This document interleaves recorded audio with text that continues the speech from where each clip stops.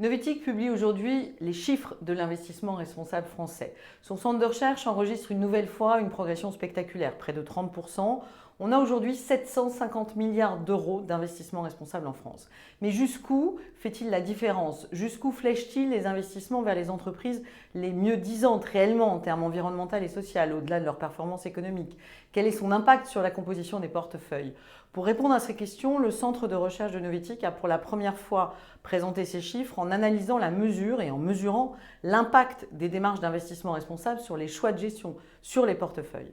Et là, il faut reconnaître que 3/4 de ces encours ont des impacts limités. Il ne faut pas minimiser ces démarches parce qu'elles permettent malgré tout, elles créent une sorte d'alerte, elles permettent effectivement de ne pas investir dans les entreprises les plus menacées par des risques environnementaux et sociaux.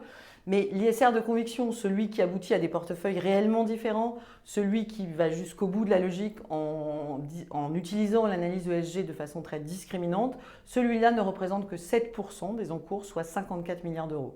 La bonne nouvelle, c'est qu'il est pratiqué par une trentaine de sociétés de gestion, parmi les plus grandes. Et ce qui est intéressant, c'est que la moitié d'entre elles le font pour 90% de leurs encours ISR. Donc elles vont jusqu'au bout de cette ISR de conviction.